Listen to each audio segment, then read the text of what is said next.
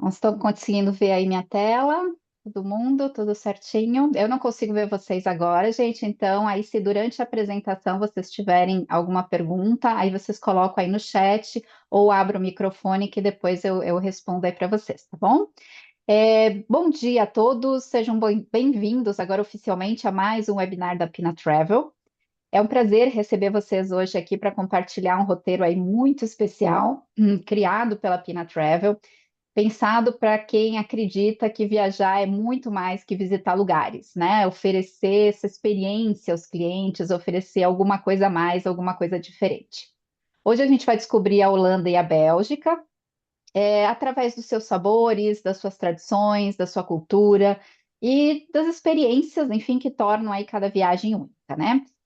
Mas eu não estou sozinha hoje nessa. Hoje eu trouxe aí um convidado muito especial e ele vai apresentar para vocês uma das regiões aí mais encantadoras da Bélgica, a região ali de Flanders. O Marco, ele é responsável pelo Visit Flanders nas Américas, ele fica baseado em Nova York, e hoje ele tirou aí esse tempinho, e a gente está muito agradecida em receber ele aqui, é uma satisfação muito grande receber ele para mostrar para a gente aí nada melhor do que falar com um especialista, né? E eu espero aí que no final dessa apresentação, né, vocês possam aí não ter só conhecido o novo produto, mas também ter aí muita inspiração para poder oferecer algo diferente aí para os clientes de vocês, tá? Bem rapidinho, antes de eu passar a palavra pro Marco, eu quero só falar para vocês um pouquinho quem é a Appina Travel, né? Então, muita gente aqui já conhece, mas vamos dar uma relembrada. É um DMC, ele é especializado em viagens em grupo. Nós não trabalhamos com individuais, tá? Somente grupos a partir de 10 pessoas. E todas as experiências sob medida. Todos os roteiros são sob medida, não trabalhamos com regular. Isso nos dá uma possibilidade maior de focar em cada cliente, né? E de oferecer realmente alguma coisa diferente aí de tudo que já existe no mercado, tá? É, a Pina ela trabalha exclusivamente com o trade, não atendemos público final, tá? E ela tem dois escritórios na Alemanha, a matriz fica em Munique, e ela tem um escritório em Dresden, e é em Dresden que fica o Robert, que cuida aí do mercado brasileiro, que é o responsável por todas as cotações. Acredito que muitos aqui já tiveram a oportunidade de falar com ele. A Pina ela está há mais de 25 anos aí no mercado, só lembrando, né? E a gente não só faz essa parte de hospedagem, faz a parte de hospedagem, mas também todo tipo de serviço, transporte, guias, visitas técnicas, experiências gastronômicas, atividades culturais, tá? Mas acho que, né, acho que da Pina todo mundo já conhece um pouquinho, então agora eu já quero passar aí para o nosso convidado e convidar vocês aí então para a gente conhecer Flanders. Ele vai compartilhar um pouquinho da história, da cultura, dos diferenciais de Flanders, né? Uma região aí onde arte, gastronomia e tradição caminham lado a lado. So, Mr. Frank, thank you very much for being here. Over to you. Thank you so much. Hello, everyone. Unfortunately, I don't really speak Portuguese, so I got to revert to English in my presentation, but I hope this is okay and you can follow along. And let me just share my screen with you and then see if we can get this presentation going. Can everybody see my screen or not? Oh, nope, Not now yet. it's coming. It asks me for permission first. Every time I want to share, I need to allow and permission. Sorry. Share sound, optim. Okay. Now it should be visible. Is it visible? Yes. Yes. Yes. Okay. Then let's just go into a presentation mode. So we will talk about Flanders, Belgium today. So specifically, why only about Flanders in Belgium? Simplistically speaking, Belgium is divided into a Dutch part of the country and into a French part of the country. All of Belgium does not have a national tourism office, only the regional tourist offices exist, and we are the tourist office for the northern Dutch-speaking part of Belgium, and as such, I will only talk about that part and not talk about the southern French-speaking part. But Belgium really is the heart of Europe. It's very centrally located. If you look at what we will talk about today is I will give you a geographic overview of Flanders, Belgium, situated a little bit where we are in Europe, talk about our heritage, the art, the culinary experiences, a little bit about cycling, because we also have to burn off the calories that we take in when we eat well, and then some questions and answers as well. So before we begin, a very short video about where is Flanders exactly. The video will end a little bit abruptly, so it's not an error. It's just my unskilled editing of a video because it just keeps on going on and on and on, and we don't need the next part of the video. We just need the first part. I did activate audio sharing, so hopefully you will also hear the audio as well.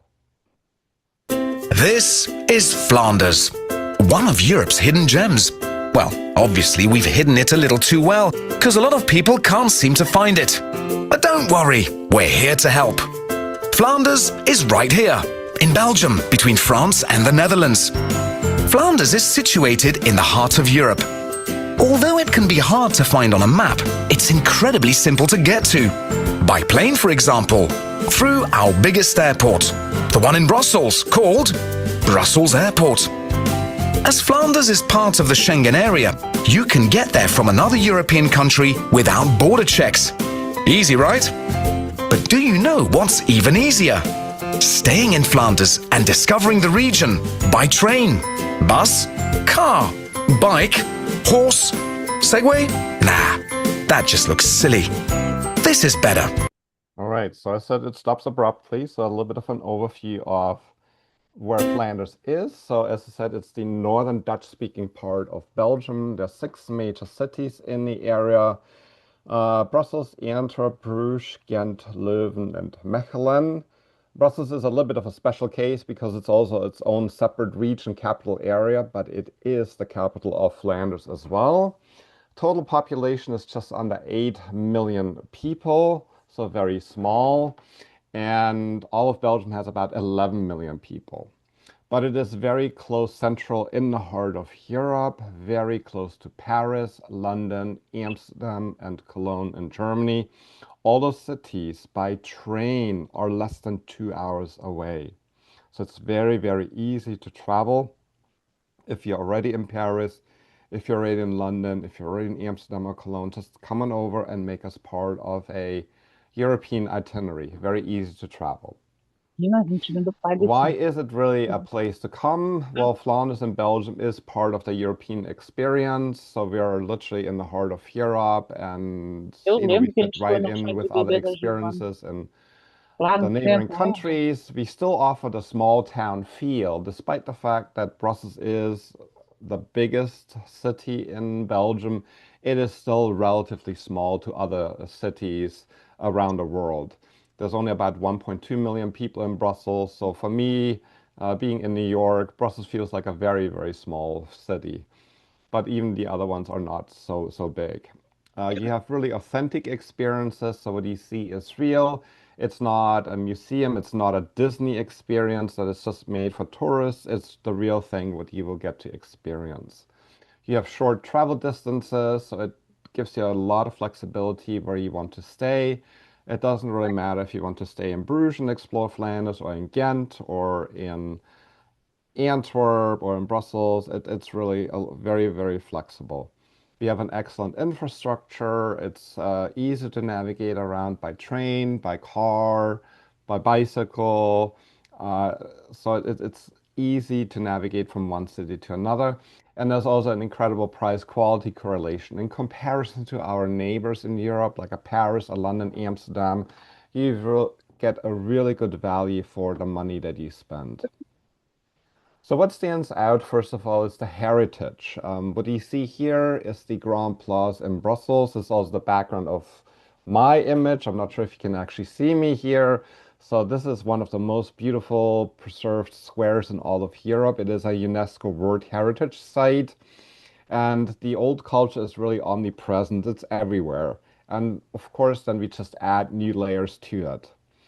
Here, the exact same photo now, that's the background. So we're now on the bottom of the floor of the Grand Place, and the building in the background is Brussels City Hall from the Middle Ages, and it functioned as the actual real Brussels City Hall up until last year.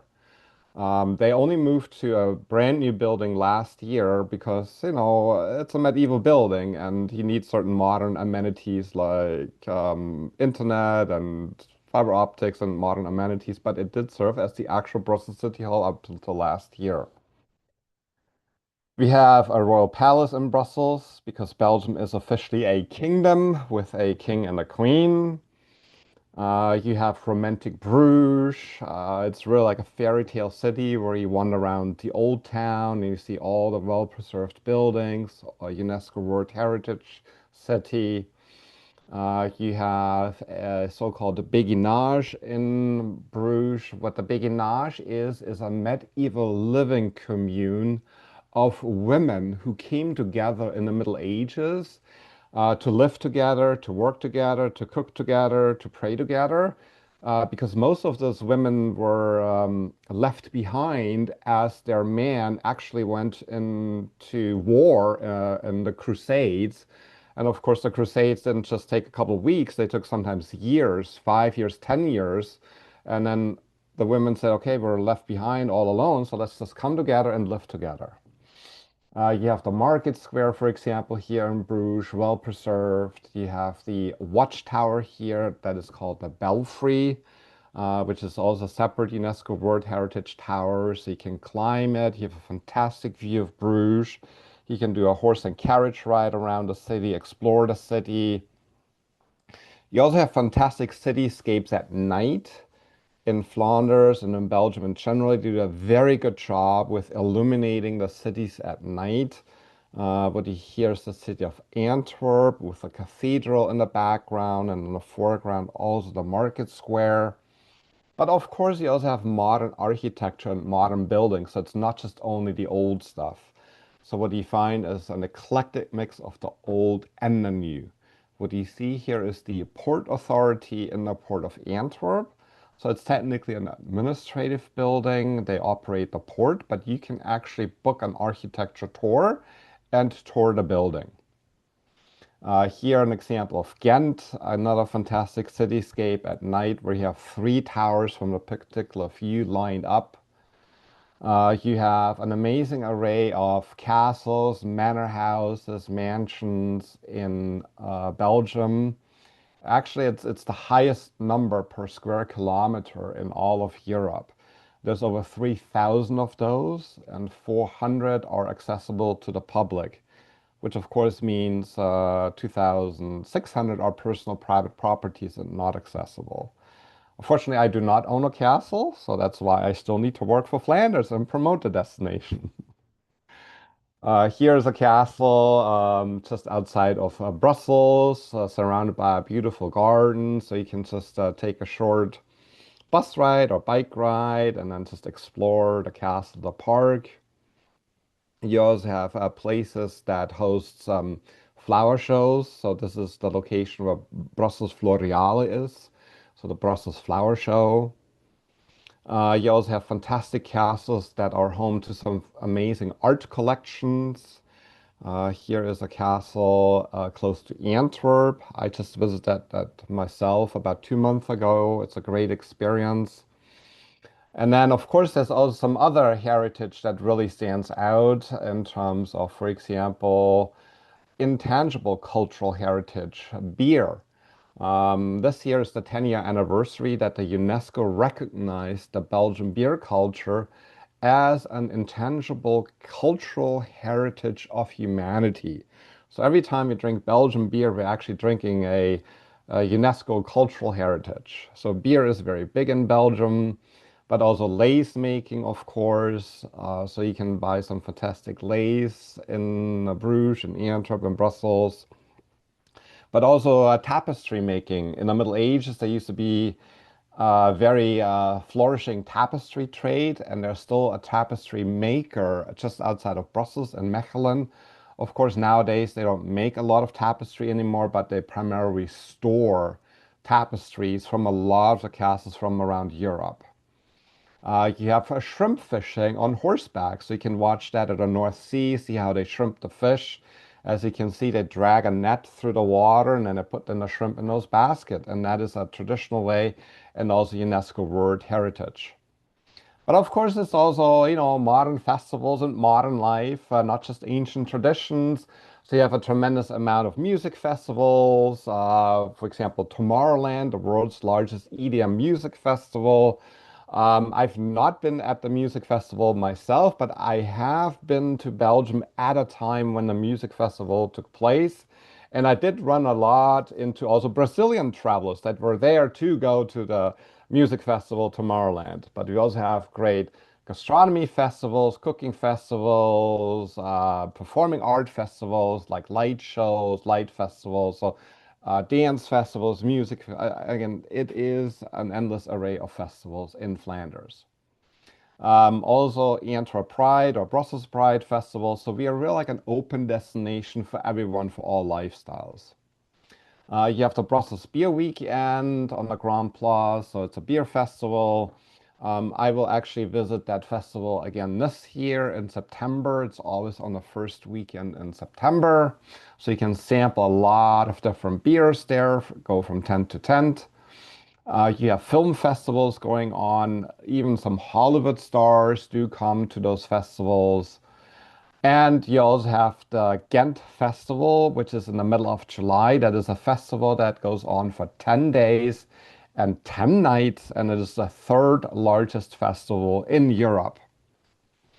Of course, you also have a tremendous amount of art and heritage. So Flanders is really the home of innovative art.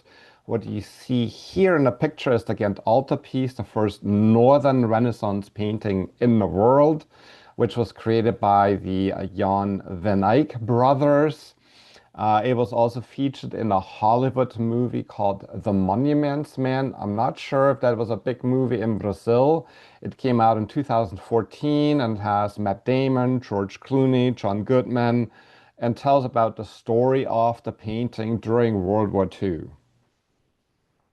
You can still see how they restore the painting in the Museum of Fine Arts. The painting has been under restoration since 2014, and it will hopefully be completed sometime middle of next year.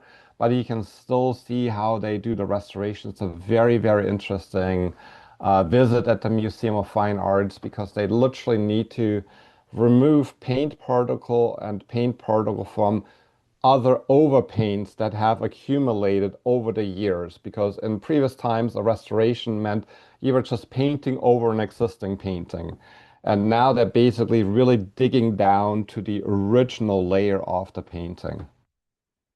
You also have great other museums and art collections in very wealthy merchant homes like Meyer van den Berg in Antwerp, or also Rubens House in Antwerp. Unfortunately, Rubens House right now is under restoration and renovation, and it will only open up in 2030. But of course, just wanted to mention that the building is there and this great art collection.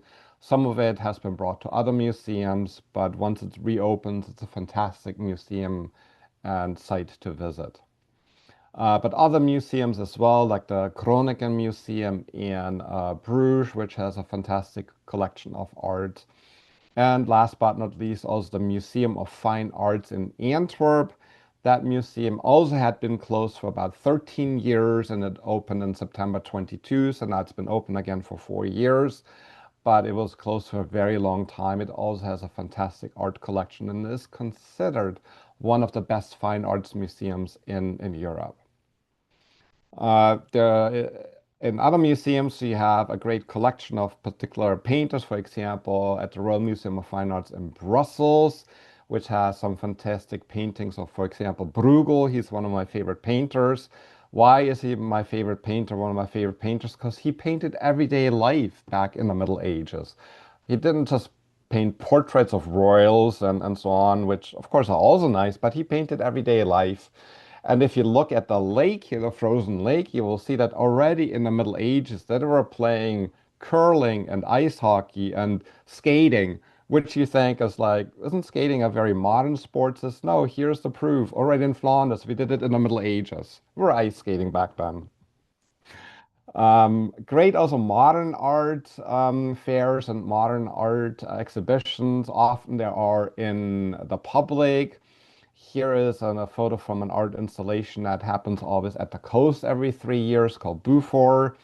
And then also an image from an art collect or art exhibition called Triennale that happens every 3 years in Bruges.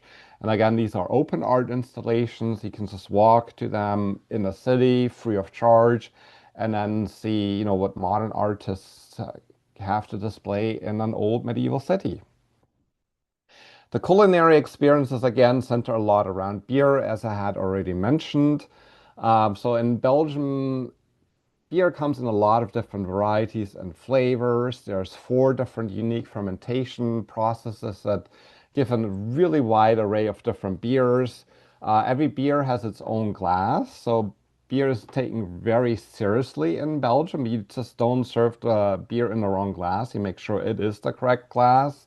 It is taken as seriously as the French take the wines. You find often beer and food pairings in restaurants at events, so this is really hot to pair the food and the beer. You can visit many traditional breweries, beer museums, visit beer cafes, beer festivals, and beer tours. So beer is all over in Belgium. Just a couple of numbers and figures, about 420 breweries, about 1,700 different beers.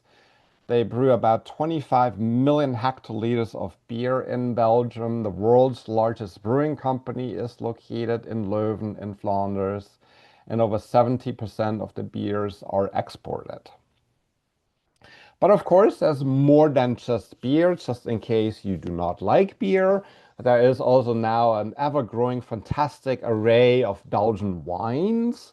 Very to no export at all. So if you want to experience Belgian wines, you do have to come there. Belgian whiskeys, they're also now getting a lot into whiskey distilling. And of course, Belgian Genevers and Belgian gins as well. So it's becoming a lot more of a diversified beverage culture that you can explore. You have new visitor experiences in a lot of the breweries. For example, like in the Abbey breweries, they updated their visitor experience, where you can now visit, get a tour, by one of the monks or so, or one of the guides, and visit the Abbey brewery. You can also do self-guided tours at other breweries. Here, for example, at St. Bernardus. So during the pandemic, the breweries took a lot of time and effort to really improve their visitor experience ahead of the 10-year anniversary that we're celebrating this year. And you also have a brand new beer museum in the heart of Brussels called Belgian Beer World, and it is in the former stock exchange of Brussels. Of course, we also need to talk about chocolate. Belgium is synonymous with chocolate. So we really eat and breathe chocolate. We're the second largest exporter of chocolate. There's a lot of innovative chocolate products and shocking combinations. For example, who would have thought that in a chocolate praline, chocolate and wasabi are a great combination? But I can assure you, yes, it is a great combination. So you find amazing pralines. Every city has its own chocolate maker. You can go to the chocolate museum, do a chocolate workshop, create your own chocolates, do a chocolate tour. So we really, eat chocolate, cook with it, and use it for health and wellness benefits. Of course, there's also the Belgian fries, the Belgian waffles, and of course, the mussels in Brussels and all over the place. So it is really a foodie culinary destination, a lot of what I would say comfort food, but also high-end fine dining, world-class food. And when I talk about that, I'm really stressing that dining is a national pastime in Flanders. They really take their time. They have long dinners, long lunches. There's a lot of unique products. We also have a lot of young and very talented chefs that we're really promoting and making sure there is a good talent in the market. There's also, of course, the Belgian frites, which are local cultural heritage. very unique locations where you can eat close to the canals in the castle or so. A number of food events. Remember, I talked, there's a lot of festivals, the beerastronomy, the pairing of food and beer, cooking classes, and of course, incredible value. If you again compare the quality of food with other restaurants, let's say in Paris or London, in Belgium, they are a lot more affordable. Also, the Michelin, the ultimate fine dining guide in the world, has honored a lot of Belgian restaurants. Right now, there's 140 Michelin star rated restaurants in Belgium. That is almost 5% of all Michelin rated restaurants in the world. So this small country has a lot of number of the global Michelin star rated restaurants. By the way, just a quick interesting trivia. When we talk about Michelin star dining, that's the Red Guide. It's been published since 1900, was first published in France to boost tire sales of the Michelin tire company. And restaurants have been in there since 1904. The inspectors, they work completely anonymous. And the current star rating was developed between 1926 and 36.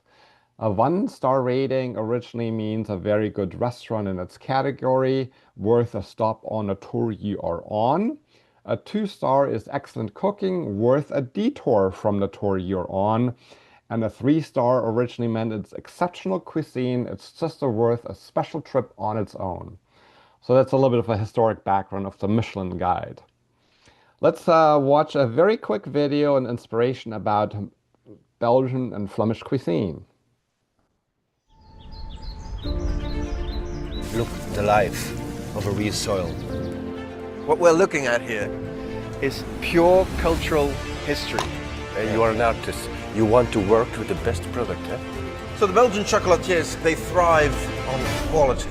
We have to look at nature gifts. Original, tasteful, and full of history and heritage.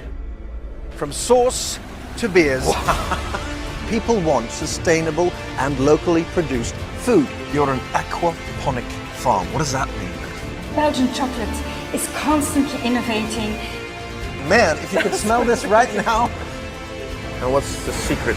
Tradition. And craftsmanship. Of course. This is food pairing in its purest form. We are innovating our way of serving gastronomy.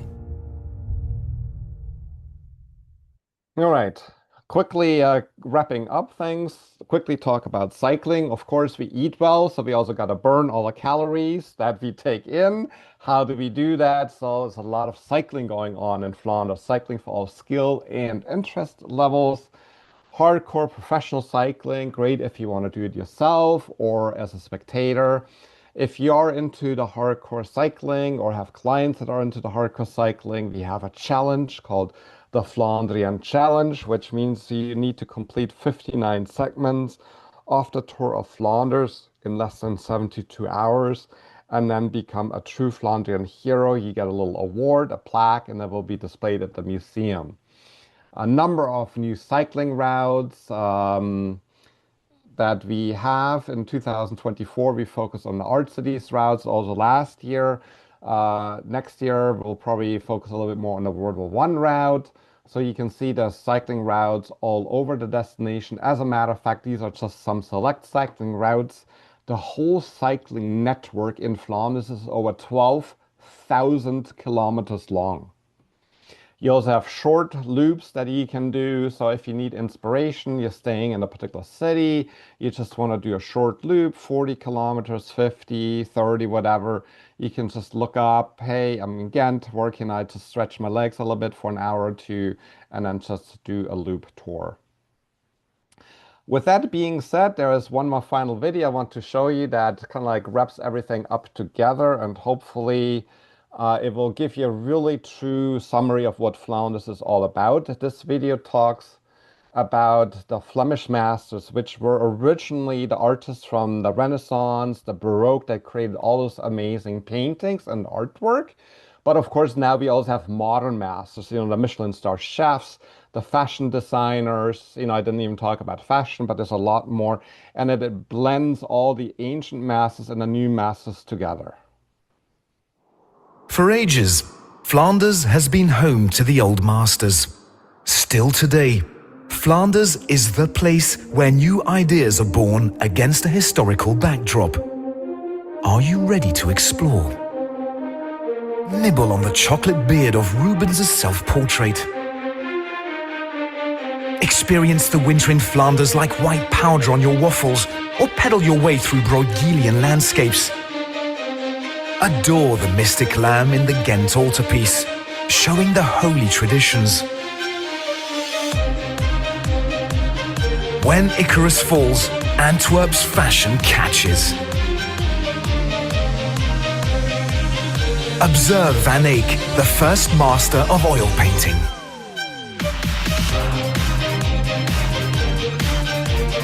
As a true Margaretha Van Eyck, eat Belgian fries with pride and enjoy the craftsmanship of one of Belgium's foamiest beers.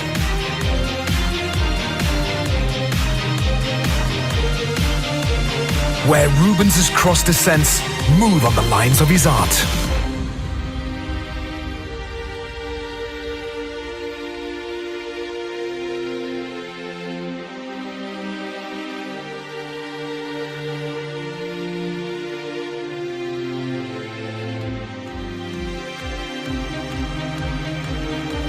Taste the history of Flanders' culinary treasures.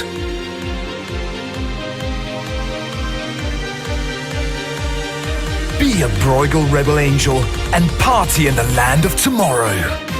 Come to the heart of Europe to wear, taste, hear, smell, show, and honor our Flemish masters. Together, they make Flanders state-of-the-art. Are you ready to stir your senses? So that's it in a nutshell. World-class art and heritage, culinary experiences, cycling in Flanders, Belgium. What are you waiting for? See you in Flanders. Thank you. Thanks, Frank. It was very nice presentation. You highlighted how Flanders combines history, heritage, culture, and world-renowned gastronomy. And it's exactly this rich variety of experiences that inspired the itinerary we're about to present. Eu vou só... deixa eu só achar aqui onde que eu consigo compartilhar minha apresentação com vocês, mostrar rapidinho. Aí, gostaram? Deu vontade de ir para Flanders? Visitar essa região belíssima? Muito legal, muito belo. Legal, né? Então vamos Sim, ver eu tenho como que a bastante gente... vontade de visitar Bruges e adoro. É lindo, gente. Eu sou suspeita para falar, eu sou apaixonada por essa região. Então, a Pina, né, baseado aí em tudo isso, ela criou aí esse roteirinho de 12 dias, né, que faz uma viagem aí pelos aromas, pelos sabores, pelas pequenas descobertas e pelas histórias que levamos para casa, né, e com essa ideia aí que esse roteiro foi criado. Lá no comecinho da apresentação, né, o Marco falou que é uma região onde as cidades elas estão muito próximas, então em questão aí de 2 horas no máximo, né, a gente está em uma cidade aí com experiências completamente diferentes. E essa foi também a ideia desse roteiro, de fazer um roteiro tranquilo, um roteiro para aqueles clientes que já viram muita coisa no mundo, na Europa e querem algo diferente. Um dos diferenciais desse roteiro, que parte lá de Amsterdã e vai terminar, então, em Bruxelas, é que ele tem só 2 pontos de hospedagem. Então, o cliente não precisa, o grupo não precisa ficar fazendo check-in, desfazendo mala, né? Aquela coisa cansativa. Então, são feitas excursões aí diárias, né? Em trajetos aí de no máximo 1 hora, 1 hora e meia, voltando então para o ponto de hospedagem. Um desses pontos é ali na região de Amsterdã e outro então na região em Antuérpia, né? Então, com isso, o grupo fica bem posicionado aí para fazer várias excursões. Então, o que é a ideia desse roteiro? É a gente passar aí, né, pelos sabores. Então, né, ele mostrou bastante a questão da cerveja, da culinária. Eu, quando fui né, para a Bélgica, eu vivi praticamente desses waffles e das batatas fritas que são maravilhosas, mas, né, a gente já viu aí que tem muita coisa para explorar, restaurantes Michelin, então tem um pouco para cada gosto. No roteiro desenhado pela Appina, em Volendam, o grupo visita uma fazenda de queijos, né, onde ele vai degustar o Gouda e o Edam, produzidos localmente, e ali no vilarejo também eles ainda podem saborear um peixe fresco. São as especialidades dessa região.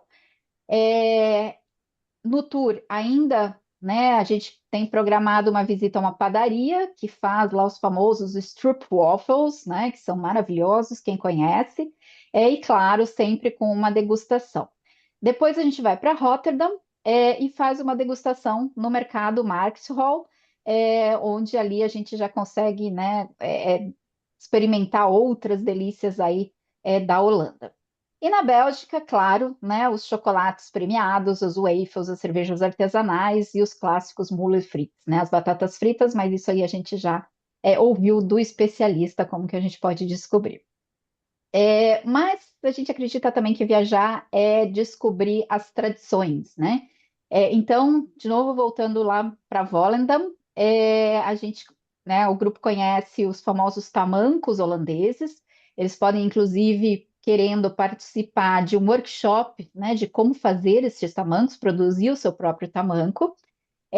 Uma visita a Kindertjik, não sei falar direito essa palavra, me perdoem o nome dessa cidade, mas é um patrimônio mundial da Unesco, e ali, então, o grupo pode conhecer 19 moinhos de vento históricos que demonstram o sistema de gestão de água secular da Holanda, né?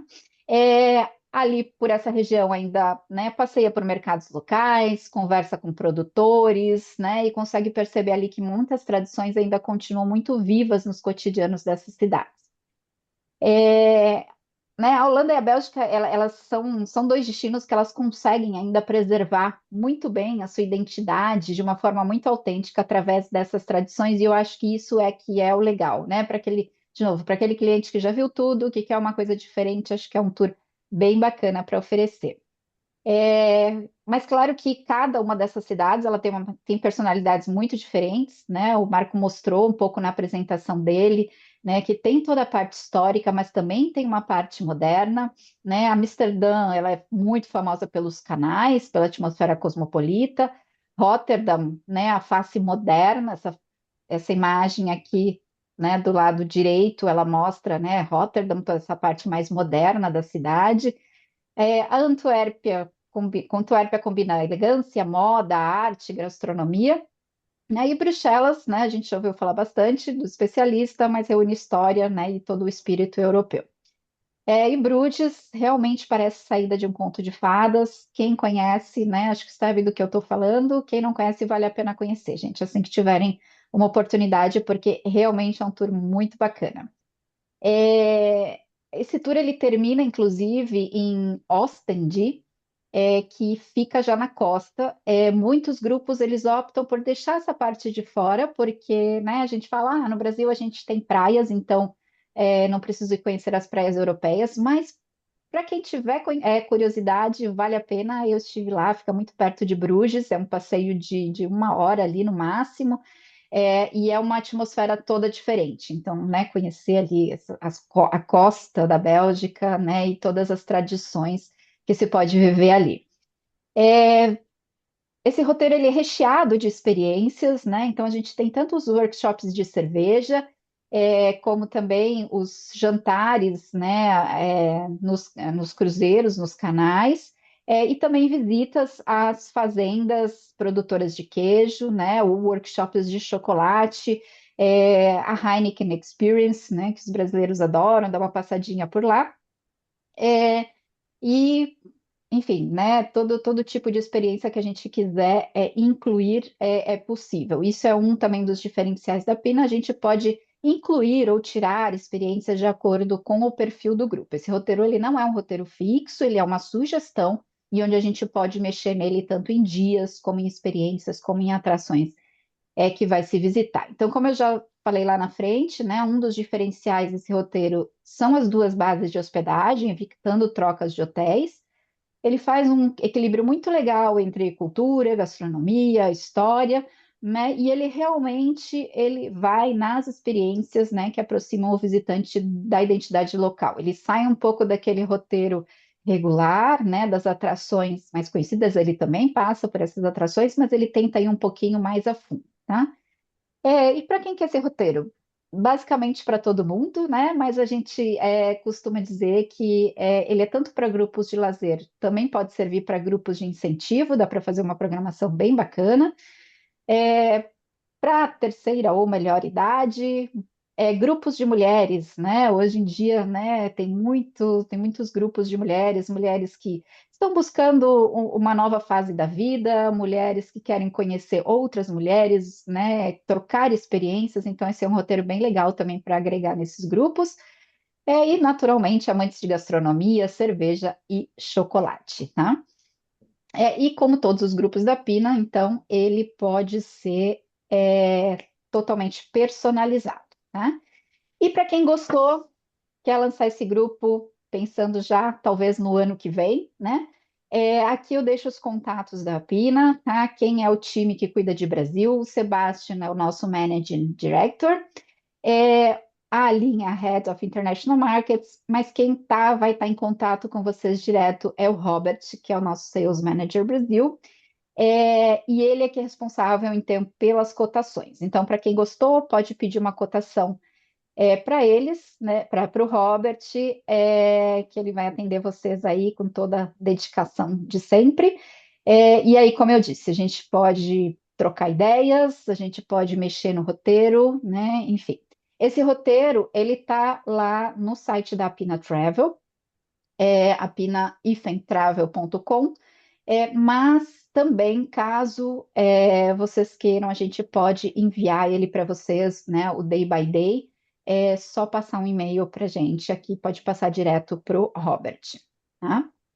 É, e é isso, gente. Eu vou parar a gravação. Queria antes agradecer todo mundo, tá? Vou parar a gravação e vou aí abrir para perguntas, se vocês tiverem alguma pergunta para mim, ou mesmo pro Marco, né? Então fiquem à vontade.